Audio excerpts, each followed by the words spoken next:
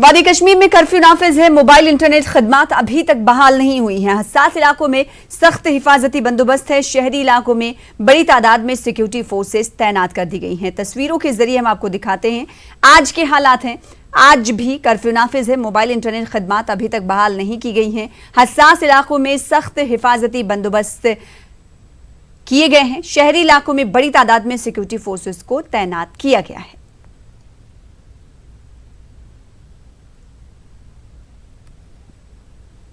तो BJP leader Ram Madhav का इस पूरे मामले पर क्या कुछ कहना है, आइए आपको सुनाते हैं। भारत के इतिहास में एक स्वर्णिम अध्याय के रूप में 370 आर्टिकल को समाप्त करने का जो हमारे सरकार का निर्णय है, यह भविष्य काल में रह जाएगा। ये बहुत बड़ा निर्णय है। इस निर्णय लेने के पीछे जम्मू कश्मीर की जनता का हित और व्यापक राष्ट्रीय एकता का लक्ष्य हमारे सरकार के सामने था और उसी उद्देश्य से इस महत्वपूर्ण कदम उठाया गया है। धारा 370 जम्मू कश्मीर का भारत के अंदर संपूर्ण विलय और जम्मू कश्मीर की जनता का दैनंदिन जीवन में विकास और परिवर्तन के लिए बहुत बड़ी बाधा बनकर खड़ी रही है इतने साल। आज ये समाप्त हो रहा है तो मैं विश्वास के साथ कह सकता हूँ एक नया यूनाइटेड इंडिया आज उभर रहा है। साथ ही साथ जम्मू कश्मीर की सामान्य जनता का जीवन में एक बहुत बड़े परिवर्तन की घड़ी आज से शुरू हो गई है। तो मरकजी सरकार के इस जरूरतमंदाना फैसले पर कांग्रेस लीडर राशिद अल्वी ने क्या कुछ कहा, आइए आपको सुनाते हैं। पहला वाकया है कि केंद्रीय सरकार 40,000 फौजियों को लगा के कश्मीर के चप्पे चप्पे के अंदर कश्मीर के नेताओं को, जिसमें एक्स चीफ मिनिस्टर शामिल हैं, जेल में डाल के अपने कानून को इम्प्लीमेंट कर रही है। क्या यही लोकतांत्रिक तरीका है? क्या इसी तरीके से प्रधानमंत्री डेमोक्रेसी को इस देश में मजबूत करेंगे? आपको 370 अगर हटाना था, कश्मीर के लोगों को कॉन्फिडेंस में लेकर आपको फैसला करना चाहिए था। कश्मीर के लोगों पर आपने बंदूकें तान दी हैं, लोगों को गिरफ्तार कर लिया है, राज्यसभा में लोगों से इस्तीफा दिलवाया जा रहा है, ज़बरदस्ती मजबूर किया जा रहा है सपोर्ट करने के लिए। लोकतंत्र का इससे ज़्यादा मजाक और कुछ नहीं हो सकता है। बिल्कुल ये तरीका असंवैधानिक है, ये तरीका डेमोक्रेटिक सिस्टम के ख़िलाफ़ है। आपने कश्मीर को यूनियन टेरिटरी बना दिया। कहाँ कश्मीर को 370 जैसा आर्टिकल स्पेशल स्टेटस देता था और आपने उसे यूनियन टेरिटरी बना के अब वहाँ पे होम मिनिस्टर हुकूमत करेंगे, जिस तरीके से दिल्ली के अंदर हुकूमत होती है। इसी तरह आप कश्मीर के लोगों का एतमाद जीतना चाहते हैं। पूरे देश के अंदर जिस प्रांत को चाहें आप यूनियन टेरिटरी बना दें और दिल्ली में बैठ के हुकूमत करते रहें। जो कुछ हो रहा है न सिर्फ ये कि दुर्भाग्यपूर्ण है, चिंताजनक है। तो कल मरकज की जानिब से जरूरतमंदाना कदम उठाया गया, जिसकी चार जानिब से सताइश भी की जा रही है और कुछ लोगों की जानिब से, आप कुछ देर पहले सुन रहे थे राशिद अल्वी को, उन्होंने कातिलाना कदम एक तरीके से करार दिया मरकज के और इसी तमाम चीज़ों पर, क्योंकि अब हम देख रहे हैं कि सिक्योरिटी नाफिज है अभी भी कश्मीर में। और साथ ही साथ जम्मू की क्या कुछ सूरत हाल है जानने की कोशिश करेंगे। हमारे साथ जम्मू कश्मीर के एडिटर मनोज कौल जुड़ रहे हैं। मनोज कौल, कल हमने देखा और आज दूसरी सुबह आर्टिकल 370 हटाए जाने के बाद पहला दिन अगर हम कहें तो सरकार के सामने सबसे बड़ा चैलेंज है कि स्थिति को कैसे मामूल पर लाया जाए। कश्मीर में क्या सूरत हाल है वो हम जानने की कोशिश करेंगे, लेकिन जम्मू में क्या कुछ आप देख पा रहे हैं? देखिए सना, कल जब ये फैसला आया तो उसके बाद से जम्मू शहर की बात करेंगे और ज़्यादातर जो यहाँ के एरियाज़ हैं वहाँ सिचुएशन अब नॉर्मल होती जा रही है। हालांकि दफ़ा 144 अब भी नाफिज है। कल जब हम देख रहे थे शहर में जगह जगह पे नाके थे और लोगों को रोका जा रहा था, लेकिन आज कुछ ऐसे सेंसिटिव एरियाज़ हैं जहाँ पर लोगों की नकल हमल पर थोड़ी सी पाबंदी है। लोगों को आगे जाने नहीं दिया जा रहा है, उन्हें रूट चेंज करके आगे बढ़ने के लिए कहा है। जा रहा है, जबकि ज़्यादातर जो इलाके हैं वहाँ ईज आउट हो गया है। हमने देखा कि आज सुबह सुबह जो लोग हैं अपने कारोबार के लिए निकले थे, ख़ास तौर पे जो यहाँ जो सुबह सुबह का काम होता है, जैसे दूध बेचने वाले हैं, सब्ज़ी बेचने वाले हैं, कई जगहों पर हमने देखा कि वो अपने कारोबार में मसरूफ़ थे। कुछ एक जगह ऐसी भी हैं जहां पब्लिक ट्रांसपोर्ट भी देखने को मिल रहा है। प्राइवेट ट्रांसपोर्ट बहुत सारे जो मैक्सिमम जो इलाके हैं वहां पर चल रहा है। हालांकि स्कूल अभी बंद हैं, एग्जामिनेशंस जो हैं उनको पोस्टपोन किया गया है, लेकिन मजमूई तौर पर अगर हम बात करें तो जम्मू शहर में कल से बहुत ज़्यादा फ़र्क है। हालांकि यहाँ तक भी जो हमने देखा कि कुछ लोग जो हैं वो सेलिब्रेट भी कर रहे थे कल। आज यहाँ जितने भी जो मेजॉरिटी लोगों की है वो इस फैसले से खुश हैं। उनका ये कहना है कि ये इस फैसले से जो है काफ़ी फ़र्क पड़ेगा, उन्हें फ़ायदा होगा।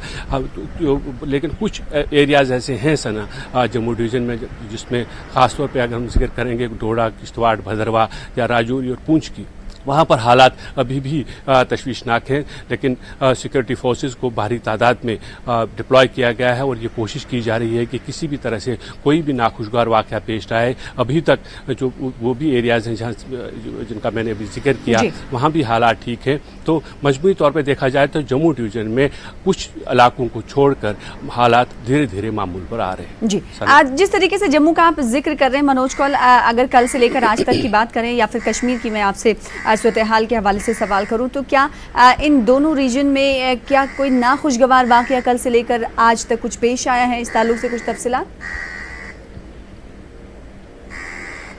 देखें, अभी तक ऐसी कोई खबर नहीं आई है, चाहे वो जम्मू हो या कश्मीर का डिवीज़न हो, कहीं से भी इस तरह की कोई खबर नहीं आई है कि कोई नाखुशगवार वाक़या पेश आए। कल हालांकि ये खबर आई कि कुछ एक जगहों पर मामूली पथराव के वाक़यात पेश आए थे कश्मीर वैली के अंदर, लेकिन मजमूई तौर पर हालात अभी भी काबू में हैं। अगर दोनों डिवीज़न्स का मुवाजना किया जाए तो कश्मीर में कशीदगी लगातार जारी है। वहाँ मैक्सिमम जो एरियाज़ हैं वहाँ पर काफ़ी तादाद में सिक्योरिटी फोर्सेस को डिप्लॉय किया गया है, लेकिन क्योंकि जिस तरह का ये फैसला आया है उससे कश्मीर के अवाम मजमूई तौर पर खुश नहीं है, क्योंकि वो कश्मीरी लोग ये समझते हैं आर्टिकल 370 हो, आर्टिकल 35 ये हो, ये उनके तशख़्ख़ुस के साथ जुड़ा हुआ है आर्टिकल था। एक खसूसी पोजीशन हासिल थी उन्हें, और एक यही वजह है कि वहाँ पर टेंशन ज़्यादा है। जबकि जम्मू डिवीज़न के लोग ये चाहते थे कि आर्टिकल 35A हो या दफ़ा 370 हो, इसको जाना चाहिए, इसलिए यहाँ पर ईज आउट हुआ है। यहाँ लोग में उतनी ज़्यादा टेंशन नहीं है कुछ एक पॉकेट्स को छोड़ के। तो मजमूई तौर पर देखा जाए कि जिस तरह के हालात रियासत जम्मू कश्मीर में कल से बने हुए हैं, अभी जम्मू में जैसे मैंने जिक्र किया कि जम्मू में धीरे धीरे मामूल के हालात बहाल हो रहे हैं, जबकि कश्मीर वादी में अभी भी जो है कशीदगी बरकरार है। जी, यानी ये कहा जा सकता है मनोज की जम्मू में जो हालात जो है मामूल पर लौटने में ज़्यादा वक्त नहीं लगेगा। जी हाँ, बिल्कुल। जिस तरह के हम देख रहे हैं, जैसे हालात देख रहे हैं, कल हमने जो देखा था कि लोगों में पहले तो ये तशवीश थी कि आखिर क्या होने वाला है। उसके बाद जब ये साफ हो गया कि दफ़ा 370 नहीं रहा, आर्टिकल 35A नहीं रहा और यूनियन टेरिटरी का स्टेटस दिया गया है जम्मू कश्मीर को, जब और यहाँ पर असेंबली लेजिस्लेचर भी रहेगा, साथ ही लद्दाख को यूनियन टेरिटरी का दर्जा दिया गया, तो यहाँ लोगों में हमने देखा कि उस चीज़ को वेलकम किया गया। तो जाहिर सी बात है, जब लोगों में तस्कीन है, जब लोग मुतमईन हैं, तो जो लॉ एंड ऑर्डर सिचुएशन है वो ऑटोमेटिकली सामान्य होती जा रही है। हालांकि प्रशासन ने कोई भी चांस यहाँ भी नहीं लिया। कुछ ऐसे खदशात थे कि शायद कुछ पॉकेट्स में यहाँ अमन कानून की सूरत हाल बिगड़ सकती है, जिसके चलते पुलिस और CRPF को कई जगहों पर तैनात किया गया था। रैपिड एक्शन फोर्स की भी कुछ कंपनियां यहाँ रिजर्व में रखी गई थी, लेकिन जिस तरह से हालात कल भी ठीक रहे और आज धीरे धीरे मामूल पर आने लगे हैं, उससे ऐसा जाहिर होता है कि आइंदा 1-2 दिन में जम्मू के जो हालात हैं वो बिल्कुल मामूल पर आएंगे। यहाँ की ज़िंदगी है जो है वो पटरी पर लौट आएगी और जो मामूल का कारोबार है वो चालू होगा। लेकिन कश्मीर वादी की अगर बात करेंगे तो वहां पर अभी हालात सुधरने में काफी वक्त लग सकता है। मनोज, क्योंकि 10 बज रहे हैं और तालीमी इदारे जिस तरीके से तफसीलात हैं आप बता रहे हैं कि जम्मू में बंद हैं, आज भी अभी इस हवाले से कोई एडवाइजरी, कोई हुक्मनामा जारी नहीं किया गया है। अगर कारोबारी इदारों की बात करें तो क्या कारोबारी इदारे खुलते हुए नजर आ रहे हैं आज जम्मू में? देखिए, अब कारोबारी इदारों की बात अगर करेंगे तो जहां कारोबारी इदारे नॉर्मली 10 बजे के बाद ही खुलते हैं, और हमने देखा था, हमारे रिपोर्टर्स गए थे शहर के अंदर, वहां देखा कि कुछ जो है दुकानें खुलने लगी हैं और पब्लिक ट्रांसपोर्ट भी धीरे धीरे रिज्यूम होने लगा है चंद एक इलाकों में। हालांकि ज़्यादातर इलाके जो हैं वहाँ पब्लिक ट्रांसपोर्ट अभी दिखाई नहीं दे रहा, अभी नहीं चल रहा है, क्योंकि जैसे मैंने बताया कि कुछ एरियाज़ हैं जहाँ पर रेस्ट्रिक्शंस हैं, वो एक वजह है जिसकी वजह से पब्लिक ट्रांसपोर्ट भी अभी पूरी तरह से चालू नहीं हो पाया है। और जहाँ तक तालीमी इदारों के खुलने की बात है, अभी सरकार की तरफ से कोई भी ऐसा हुक्मनामा जारी नहीं किया गया कि सरकारी स्कूल अब खुलेंगे या नहीं खुलेंगे। एक जो सरकार की तरफ से ये ऑर्डर आया था जिसमें ये कहा गया था कि दफ़ा 144 नाफिज है, उसके बाद ही दूसरा ये ऑर्डर आया था कि जितने भी तालीमी इदारे हैं पूरे जम्मू जोन के, जम्मू डिवीजन के, चाहे वो चिनाब वैली का इलाका हो, चाहे राजौरी पुंछ का हो, कठुआ सांबा हो या फिर जम्मू डिस्ट्रिक्ट का हो, उसमें ये कहा गया था कि सारे तालीमी इदारे जो हैं वो बंद रहेंगे। उसके बाद अभी तक कोई भी ऐसा हुक्मनामा जारी नहीं किया गया है कि ये तालीमी इदारे कब खुलेंगे, क्योंकि अभी भी जो एडमिनिस्ट्रेशन है, जो डिविजनल इंतज़ामिया है, वो हालात पर नज़र बनाए हुए है। वो ये लगातार मॉनिटरिंग हो रही है कि किस तरह के हालात बनते हैं। लेकिन जैसे मैंने जिक्र किया कि जिस तरह के हालात बन रहे हैं, जिस तरह से लग रहा है कि हालात धीरे धीरे मामूल पर आने लगे हैं, तो लगता है कि आने वाले 1-2 दिनों में सरकार की तरफ से ये फैसला ज़रूर किया जाएगा कि तालीमी इदारे भी खोले जाएँ। लेकिन फ़िलहाल उस ऑर्डर का इंतज़ार जी है ना। तो जम्मू में हालात कदर बेहतर हैं। एडिटर मनोज कौल हमारे साथ जुड़े हुए हैं, वो वहाँ की ताज़ा सूरत हाल से हमें वाकिफ करवा रहे हैं। अगर बात सरकारी इदारों की जाए तो इस हवाले से कोई हुक्मनामा जारी नहीं किया गया है कि तालीमी इदारे कब खुलेंगे। हालांकि अगर कारोबारी इदारों की बात करें तो इक्का दुक्का खुलते हुए नजर आ रहे हैं। बेहद शुक्रिया मनोज कौल हमारे साथ जुड़ने के लिए और तफसीलात फराहम करने के लिए।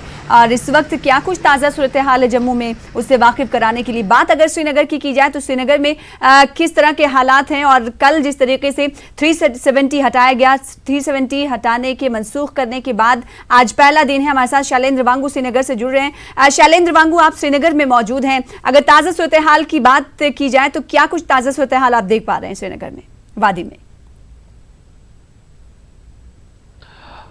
सना, आपको बता दें कि परसों रात को यहां पर सेक्शन 144 लगा दिया गया था, जिसका मतलब ये है कि 4 से ज्यादा लोग यहां पर सड़क पर नहीं हो सकते हैं। कल पूरा दिन लगभग ऐसा ही कुछ देखने को मिला।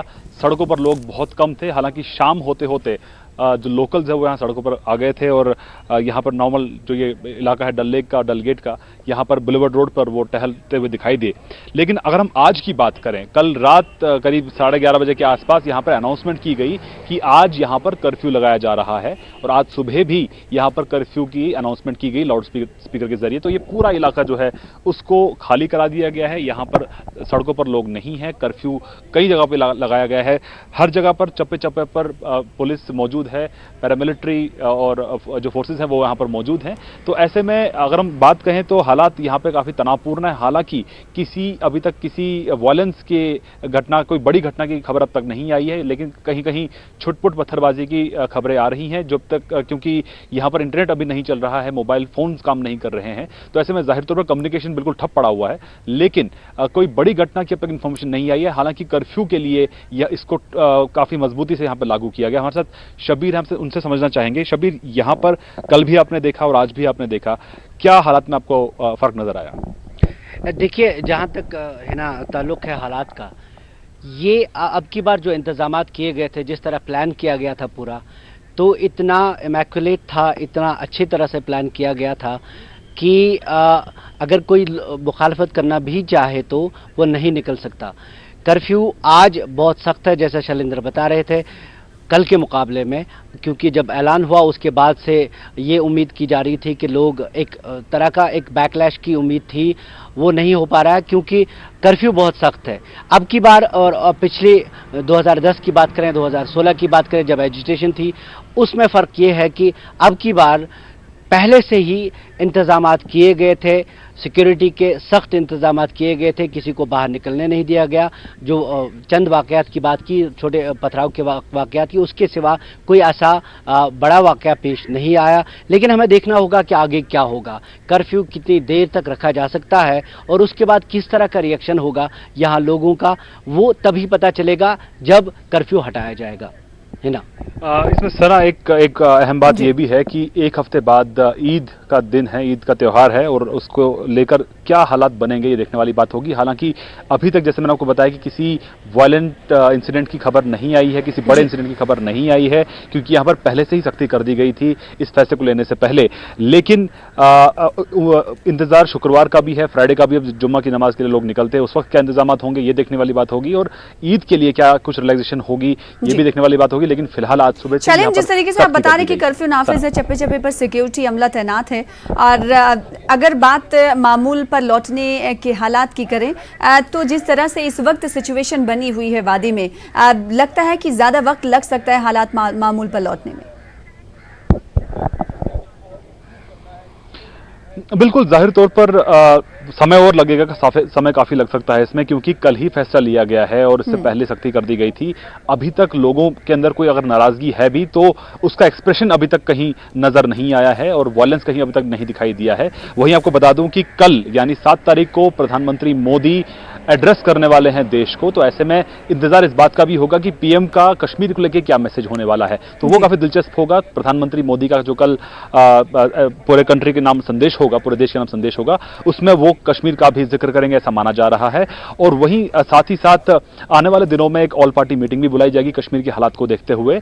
और वहीं जम्मू कश्मीर के गवर्नर लगातार टच में बने हुए हैं होम मिनिस्ट्री से यहाँ के हालात को देखते हुए। ये भी खबर है कि जल्द ही होम सेक्रेटरी राजीव गौबा जम्मू कश्मीर के दौरे पर आएंगे। जम्मू कश्मीर, खासतौर से कश्मीर में वो आ सकते हैं और यहाँ पे हालात का वो जायजा लेंगे और देखेंगे कि किस तरह से यहाँ पे इंतजाम किए गए हैं। आपसे कुछ दिन पहले एनएसए अजीत डोभाल भी कश्मीर में मौजूद थे, उन्होंने कुछ 2 दिन तक यहाँ पे मुलाकातें भी की है और इंतजामों का जायजा लिया है। लेकिन फिलहाल अगर हम सिचुएशन की बात करें तो सिचुएशन टेंस जरूर है, लेकिन अंडर कंट्रोल है। यहाँ पे किसी घटना की अभी तक खबर नहीं है। वहीं इंटरनेट, फोन, लैंडलाइन, ईमेल्स सब कुछ बंद हुआ है, कम्युनिकेशन बिल्कुल ठप हो रखा है, लोगों तक कोई कम्युनिकेशन आपस में नहीं हो पा रहा है। कुछ लोगों को परेशानी भी हो रही है कर्फ्यू के चलते, लेकिन उनके मेडिकल इमरजेंसी को देखते हुए कुछ लोगों को अलाउ भी किया जा रहा है, लेकिन कर्फ्यू पासेज बहुत लोगों को अब तक इशू नहीं किए गए। जी शैलिन, जब इस तरह की सूरत हाल पैदा होती है तो उसके बाद हम देखते हैं कि राशन की किल्लत भी हो जाती है। हालांकि आज पहला दिन है, लोगों ने स्टोर किया हुआ है, क्योंकि हम देख रहे थे जब जुमे के दिन ये एडवाइजरी जारी की गई उसके बाद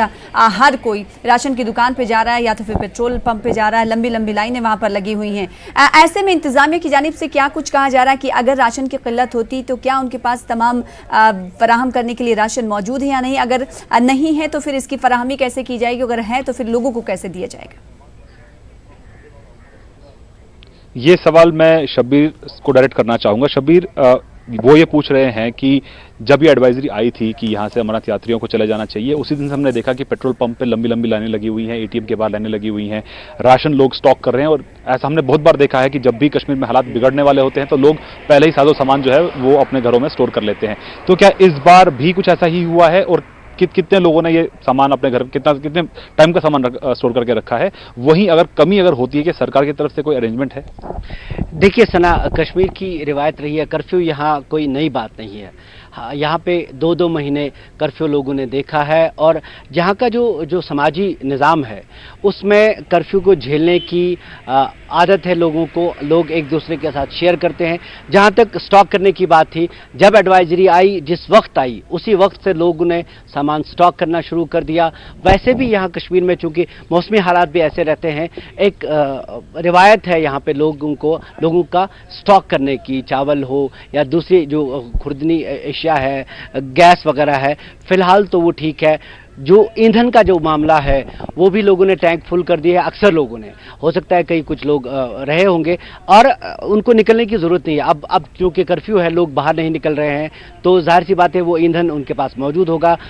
गवर्नमेंट की तरफ से हम आपको इस वक्त ये बताना चाहेंगे, क्योंकि कोई कम्युनिकेशन का जरिया नहीं है, मीडिया को भी अब इजाज़त नहीं है, कोई कर्फ्यू पास मीडिया के लिए नहीं है, तो हम कुछ भी नहीं बता सकते इस बारे में कि क्या इंतज़ाम है। जिस दिन ये एडवाइजरी आई थी, आप ही उस वक्त एंकरिंग कर रही थी, हम लाइव थे, मैंने उस वक्त पे आपको बताया था कि क्या इंतज़ामात होंगे। वो अब के बाद तकरीबन एक हफ्ते के बाद पता चलेगा जब इस तरह की कोई सिचुएशन पैदा होती है। हाँ, इतना जरूर बताना चाहूंगा, कई लोग अभी यहाँ पे फंसे हुए हैं जो दूसरी रियासतों के हैं, जिनके घर वाले परेशान हैं। हम न्यूज़ 18 उर्दू के जरिए उनको ये बताना चाहेंगे, न्यूज़ 18 के जरिए ये बताना चाहेंगे वो यहाँ पे सेफ हैं और उनके लिए इंतजामात हो रहे हैं। कुछ लोग जा रहे हैं, रश बहुत है, लेकिन आहिस्ता आहिस्ता वो लोग जो बहुत इलाकों में मजदूरी करते हैं, जिनको अभी तक पता नहीं चला था कि यहाँ से निकलना है क्योंकि दूर दराज इलाकों में काम करते हैं, वो अब आज भी हमने देखा, कुछ लोगों से हमने बात भी की,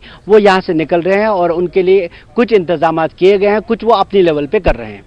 सना जी, शैलेंद्र, जिस तरीके से कल हमने देखा कि हालांकि कई तरह की अफवाहों का बाजार गर्म था कि क्या कुछ किया जा सकता है, क्या 3 हिस्सों में तकसीम किया जाता है, ट्राइफिकेशन किया जा सकता है, या फिर आर्टिकल 370 हटाया जा सकता है, या फिर दरअंदाजी को लेकर कोई कदम बड़ा उठा सकती है सरकार। इन तमाम चीज़ों से देखा हमने कि कल पर्दा उठ गया। उसके बाद आज नई सुबह है, आर्टिकल 370 की मनसूखी के बाद जुर्रतमंदाना ये फैसला है। कुछ लोगों का, शैलेंद्र, ये कहना है कि स्टेक होल्डर्स को कॉन्फिडेंस में लेना चाहिए, इस हवाले से मरकज को कदम बढ़ाना चाहिए, लेकिन मरकज ने नहीं किया, नजरअंदाज कर दिया।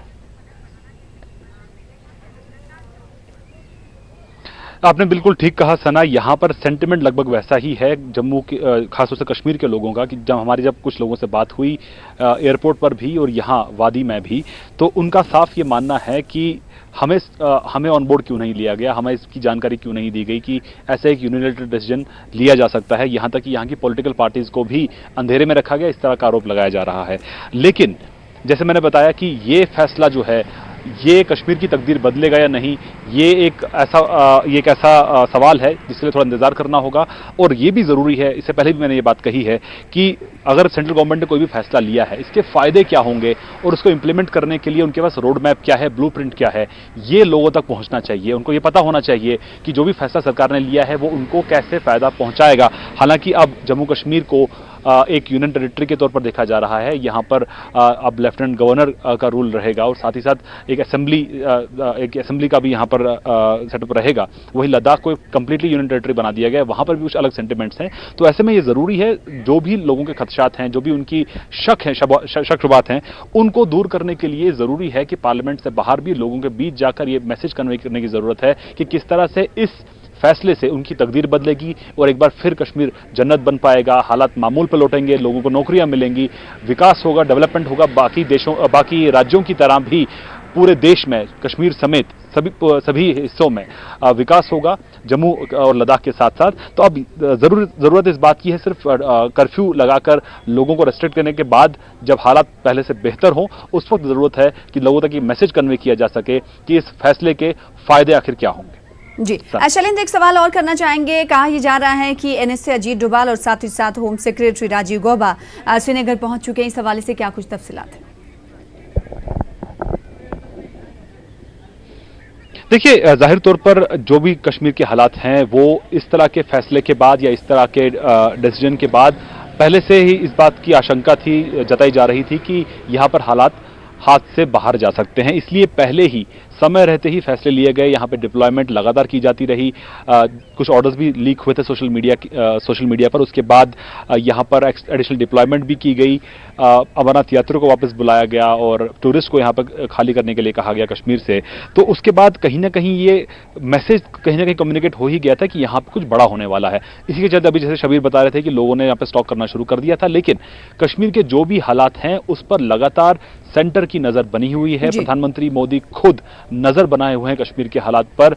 अमित शाह बतौर गृह मंत्री और एनएसए अजीत डोभाल बतौर राष्ट्रीय सुरक्षा सलाहकार यानी कि एनएसए, वो नजर बनाए हुए हैं कश्मीर के हालात पर, ताकि हालात बेकाबू ना हो। लोगों में अगर कोई नाराजगी है तो उसको वायलेंट तरीके से वो ना रख सके सामने। हालांकि कोशिश ये रहेगी कि इस हालात को लगातार सेंटर इस पर नजर बनाए रखे, न सिर्फ घाटी में बल्कि बॉर्डर्स पर भी, क्योंकि इस फैसले से कहीं ना कहीं माना जा रहा है कि पाकिस्तान के अंदर भी कुछ ऐसे एलिमेंट्स हैं जो इसका फायदा उठा सकते हैं और नाराजगी और भावनाओं को भड़काने के लिए वो कोशिश कर सकते हैं। तो ऐसे में चारों तरफ से कोशिश यही रहेगी कश्मीर के हालात जो है वो मामूल पर बने रहे इस फैसले के बाद भी। और जहां तक यूनियन टेरिटरी का सवाल है, शबीर आपसे समझना चाहेंगे यूनियन टेरिटरी को लेकर अब जब फैसला हो ही गया है कि बाइफर्केशन होगा और स्टेट को 2 हिस्सों में बांटा जाएगा। जम्मू कश्मीर एक यूनियन टेरिटरी होगी।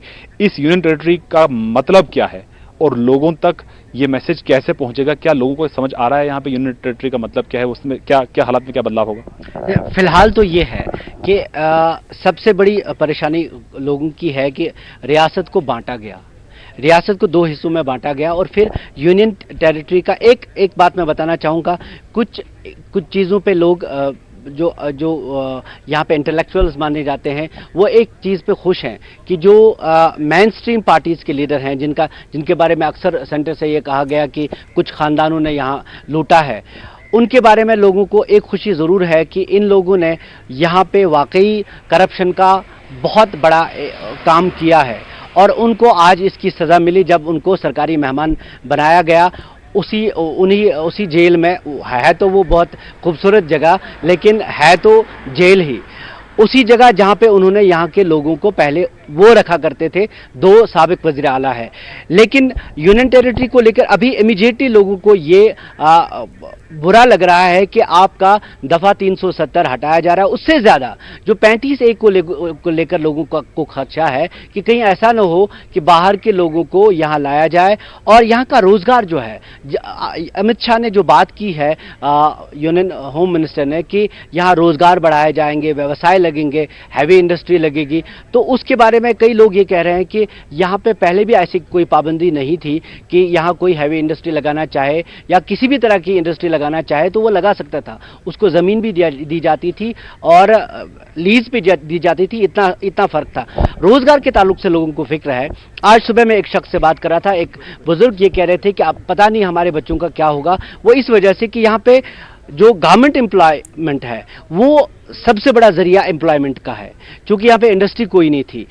दूसरी बात ये कि कंपटीशन होगा, ये जो रियासत है यहाँ पे इतने वसाइल नहीं है, इतने ज़राए नहीं है कि यहाँ पे बच्चे कम्पिटिटिव एग्जाम्स के लिए, मसाबकती इम्तिहानों के लिए तैयार हो जाएं, तो उसमें वक्त लगेगा, तब तक बच्चों को रोज़गार के लिए मसाइल पैदा होंगे। अब जैसा शैलेंद्र कह रहे थे कि मरकज़ी हुकूमत को, जिसे हम वॉक द टॉक कहते हैं, कि वो करना होगा कि वाकई जो वो कहते हैं वो सच करके दिखाना होगा, नहीं तो ये वही सियासी फैसला होगा जो थोपा गया इसलिए कि यहाँ पे एक बाकायदा कर्फ्यू लगा दिया गया, लोगों को बंद रखा गया और फिर ऐलान किया गया। जानते थे कि एक बड़ा बैकलैश होगा। हालांकि ये इतना ज़रूर कहूँगा कि बीजेपी ने जो फैसला लिया इसको एक बहुत ही इमैक्युलेट तरीके से, एक बहुत मनसूबाबंद तरीके से इसको अमलाया, क्योंकि यहाँ पे मौका ही नहीं मिला किसी शख्स को रिएक्ट करने का। यहाँ पे कई लोग हैं जो इस पे एहतजाज करने की कोशिश कर, आपने देखा महबूबा मुफ्ती ने पहले ही दिन कोशिश की थी कि वो एक एहतजाजी जुलूस निकाले। मेन स्ट्रीम की तो बात अलग है, वो उनको तो आराम से कंट्रोल किया जा सकता था। जो अलहदगी पसंद थे, जो जिनकी तरफ से ये लग रहा था कि शायद वो कुछ मोबिलाइजेशन करे लड़कों की और फिर यहाँ पे बड़े बड़े एहतजाजी जुलूस निकलें, उनको पहले ही 2 महीने पहले उन पे कदगन लगा दी गई थी। तो इस तरह से एक मनसूबाबंद तरीके से जो काम किया गया और जो नैरेटिव बनाया गया, उस नैरेटिव को साबित करने की यहाँ ज़रूरत है, क्योंकि लोगों का सेंटिमेंट इसके साथ नहीं है कि यहाँ से दफ़ा 337 हटे या 35A हटे। दफ़ा 337 के बारे में कई लोग ये कहते हैं कि उसमें अब बचा कुछ नहीं था, क्योंकि कांग्रेस के दौर की सरकारों ने उसमें नेशनल कॉन्फ्रेंस के जरिए या कांग्रेस के जरिए या पीडीपी के जरिए बहुत कुछ उसमें से खत्म कर दिया था। शैलेंद्र।